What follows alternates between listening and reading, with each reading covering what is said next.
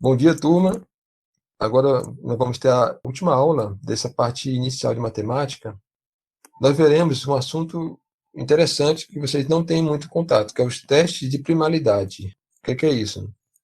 Antes de entrar de fato no assunto, eu pretendo encerrar essa primeira parte de matemática, voltar na próxima semana à criptologia. Ficaremos umas 2 ou 3 semanas em criptologia. Depois voltaremos para a matemática. Então, com essa aula aqui, eu encerro essa parte. O objetivo dessa primeira parte foi acabar com a infância de vocês no assunto. Por que eu usei esse termo entre aspas? O conhecimento que vocês tinham no início desse curso não era muito diferente do conhecimento de alunos do ensino fundamental. Você identificar um número primo, fatorar um número, sistema de base 10, e não é culpa de vocês. Vocês não veem essas coisas no ensino médio. E na faculdade, só se vocês fizeram um curso de matemática. Mas ainda falta eliminar 2 pensamentos ingênuos que os alunos ainda carregam. E eu falo isso por quê? Porque é o que eu escuto ainda em sala de aula, alunos de mestrado e doutorado, ainda carregando esses pensamentos ingênuos. Quais são esses pensamentos? Para saber se o número é primo, nós devemos fatorar. Devemos sempre fatorar? Não. E outra coisa, tabela de primos. Eu escutei muito isso. Vamos fazer uma tabela de primos. A gente pega um computador, pega um HD e guarda todos os números primos. E aí a gente vamos quebrando as chaves criptográficas aí do pessoal. É uma forma muito ingênua ainda. Eu ouvi muito isso. Mas vamos lá. Teste de primalidade. Lembra desse homem aí? Estava lá na aula zero, o grande Gauss. Ele escreveu esse livro, que em latim, né, a tradução do título em latim é Investigações Aritméticas. Esse livro marcou a época, ele é primordial. Até hoje nós utilizamos muitas coisas desse livro.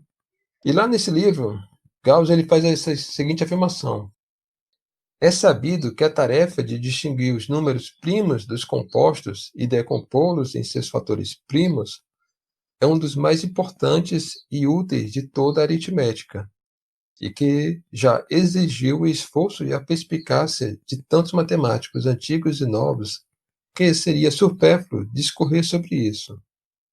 Essa frase, além da importância dela, tem um detalhe que chama atenção para quem tem um olho mais por dentro do assunto, que ele já coloca uma distinção. Olha só, eu coloquei em vermelho. São 2 problemas que ele já põe aqui. Distinguir os números primos dos compostos. Ou seja, uma pergunta de sim ou não. Dado o número, ele é primo ou é composto? E tem aqui o conectivo, AND, ou seja, é um outro problema. Decompô-los em seus fatores primos, ou seja, fatorar. Ele já aqui ele demonstra que são coisas diferentes. Você pode fazer independentemente um do outro. E para responder aquela primeira pergunta, se é primo ou não, nós temos os testes de primalidade, que são algoritmos utilizados para afirmar se o número é primo ou não. Eles não são utilizados para fatorar um número. Vamos deixar isso bem claro. Fatorar um número é uma tarefa muito mais complexa. Tudo bem? Vocês viram aí nos nossos exemplos, até hoje que nós vimos, como é complicado e trabalhoso fatorar um número. Pode vir a ser uma tarefa muito complicada. Então, o que eu peço a vocês? Abandonem aquela ideia ingênua de que é necessário sempre fatorar um número para saber se ele é primo ou não. Porque nos números gigantes da criptografia, isso não é feito. Existem dezenas de algoritmos para teste de primalidade, e alguns são muito rápidos.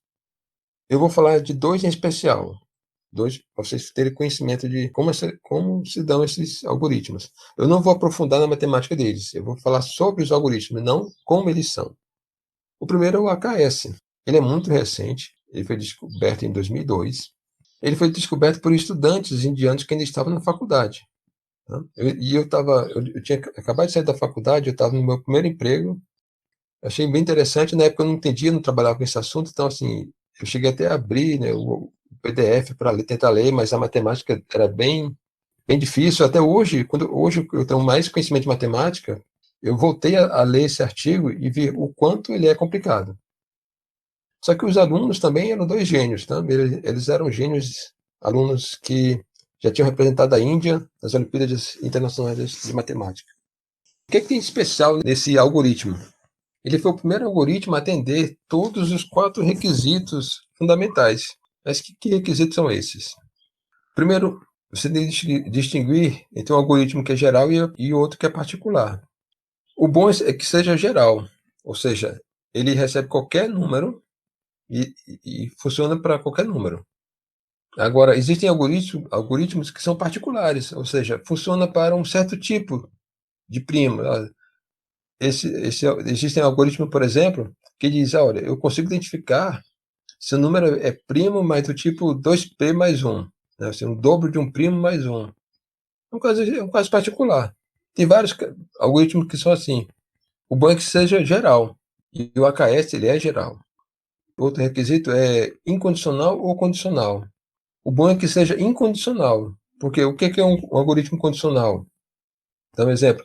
Tem algoritmos que falam assim, olha, nosso algoritmo funciona, mas confiando na hipótese de rima. A hipótese de rima não foi provada ainda, então ele está confiando em alguma coisa que não está provado. Então, assim, é arriscado. E se a hipótese de rima for comprovado que é falsa? Então, o bom é que não tem nenhuma condição. E o AKS ele é incondicional. Outro requisito é determinístico ou probabilístico. O determinístico é aquele que afirma com certeza, olha, esse número ele é primo ou ele é composto e eu tenho certeza disso. O probabilístico, nem sempre. Ele pode dizer, olha, dá um exemplo de algoritmos. Quando é composto, ele tem certeza, olha, esse número é composto. Agora, quando é primo, aí o algoritmo fala, eu acho que é primo. O bom é que seja determinístico. E o AKS, ele é determinístico. Outra diferença é entre polinomial e exponencial, né? Ou seja, tratável ou intratável. Existem algoritmos que são exponenciais, mas eles afirmam com certeza. É o caso, por exemplo, do nosso rudimentar. Aquele forma rudimentar de provar que você tem certeza que o número primo é dividir por todos os primos abaixo da raiz quadrada. Bom, você tem a certeza, mas o crescimento é exponencial, não compensa. Então o bom é que seja polinomial. E o AKS, ele é polinomial. Um resumo, nós temos aqui. O AKS foi o primeiro algoritmo a atingir os 4 objetivos: ser geral, incondicional, determinístico e polinomial. Eu até tirei aqui uma cópia da capa do artigo. Se quem quiser procurar na internet, o nome do artigo é esse aí, Primes is empirical. O que quer dizer isso? Primes é o problema. Ou seja, esse problema de determinar se o número é primo ou não, ele está no conjunto dos problemas P, ou seja, problemas polinomiais. Tem uma forma mesmo matemática de expressar que você responder se o número é primo ou não é um problema polinomial. Mas nem sempre o mais sofisticado é o melhor. Por exemplo, uma Kombi, né, às vezes é melhor para uma atividade do que uma BMW. Tomando isso em consideração, existe um algoritmo chamado de Miller-Rabin, que ele é geral, ele é incondicional, mas ele é probabilístico. Ele afirma com certeza esse número é composto, mas quando é primo, ele diz, olha, eu acho que é primo. E ele é polinomial, ou seja, com relação ao AKS, ele pede somente nesse quesito probabilístico. Mas você consegue fazer com que o teste dele seja tão preciso que você errar no teste é mais difícil do que você acertar a Mega Sena aí 3 vezes seguidas. Ele acaba compensando. É o que diz aqui, apesar de os dois serem polinomiais, o Miller-Rabin é ainda muito mais rápido, ao ponto de compensar sua fraqueza. Então, tecnicamente, é uma questão assim, de engenharia, de fazer chips, fazer sistemas, ainda se usa muito o Miller-Rabin. Tá? O AKS, na verdade, ele acabou se tornando uma família de algoritmos. A primeira versão dele, lá dos garotos lá da faculdade, ainda era muito lento, era polinomial, mas assim, ainda muito mais lento. Ele está cada vez menor, né? Então ele está cada vez chegando perto do Miller-Rabin, mas ainda não chegou, então ainda não foi substituído. Agora, para que servem esses algoritmos de primalidade? Existem sistemas de segurança que precisam de um gerador de primos. Então, é por isso que eu coloquei aqui em caixinhas, né, umas setinhas comunicando, e um sistema de segurança, por favor, me dá um primo. E esse gerador de primos vai gerar. Mas como é que ele gera? Vamos abrir essa caixa aqui e ver o que tem por dentro. O que tem por dentro? Temos uma fonte de bits aleatórios e um teste de primalidade. Então, quando o sistema de segurança pede me dar um primo, o que é que vai acontecer? Né? O sistema de segurança diz, me dá um primo de 1024 bits.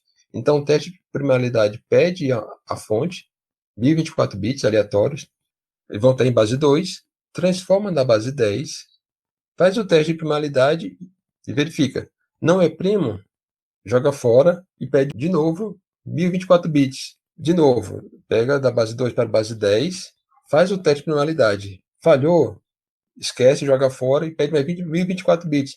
E isso se repete. Por isso é muito importante que esses testes sejam muito rápidos. Então ele vai fazer isso e na prática é impressionante como realmente não demora muito. Eu já cheguei até a implementar isso aqui, fiz um programa simulando isso e é muito rápido. E olha que eu fiz em Java, sem estar otimizado, mas em questão de, assim, de poucos minutos, 2, 3 minutos, eu consigo gerar primos de 24 bits. Então, resultado, esqueça de vez essa ideia de fatorar para saber se o número é primo. Quando você estiver lidando com números grandes. Tá? Números pequenos, tudo bem, vai lá e tenta fatorar, mas com números grandes, esquece. Existem algoritmos, e esses algoritmos são chamados de teste de primalidade. Vamos para agora a segunda parte. Aquela ideia ingênua de você fazer a lista de todos os números primos. Onde é que surgiu isso? Bom, existe essa ideia de que os números primos são escassos. Se você pegar, por exemplo, o intervalo de 1 a 10, vai ter 4 primos. Ou seja, no intervalo de 1 a 10, 40% são primos. Entre 11 e 100, nós temos 21 primos, o que dá 23%. Entre 101 e 1000, nós vamos ter 143 primos, que é 16%. Entre 1001 e 10.000, nós vamos ter 1.061 primos, que é 12%. E você vai ver, então, que os números primos vão ficando cada vez mais raros.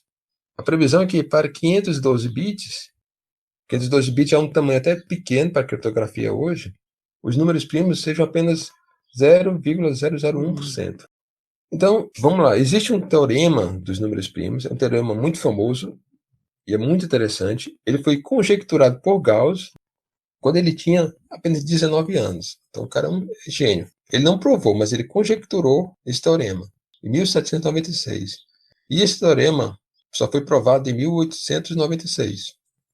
Assim, para quem não sabe, conjectura é uma palavra usada em matemática quando você não consegue provar, mas você acha que é verdade. Quando alguém provar, aí vira um teorema. Enquanto não se prova, é só uma conjectura. O que o teorema diz? Ele estabelece que, dado um número real, x, ou seja, não é número inteiro, tá? Número real, a quantidade de números primos abaixo de x é aproximadamente x sobre o logaritmo natural de x. Então, vamos lá. Por exemplo, para 512 bits, você faz esse simples cálculo, né? Porque como ele soma todos os primos, desde o 2 até o número que você está, se você quer números apenas de 512 bits, você separa essa parte inicial, né, como essa subtração aqui, e deixa só os números primos que você tem interesse. Vai dar aproximadamente 10 elevado a 151. Consegue imaginar isso? 1 seguido de 151 zeros, quantidade de primos. Isso para 512 bits. Como hoje nós estamos utilizando primos de 1024 bits, esse número vai ficar 10 elevado a 300, então vai ficar 1 seguido de 300 zeros. É coisa infindável. Então não tem como você colocar isso no HD, juntar todos os HDs do mundo e acumular todos os primos. Não, esquece. Essa é uma ideia ingênua, essa tabela de primos. Eu já escutei também de pessoas falando que os primos estão escassos. Um dia a gente vai acabar de usar todos os primos de 24 bits. Não tem condições. Então é isso. Cheguei ao final da aula. Espero que vocês tenham gostado. Alguma dúvida? Eu tô de boa.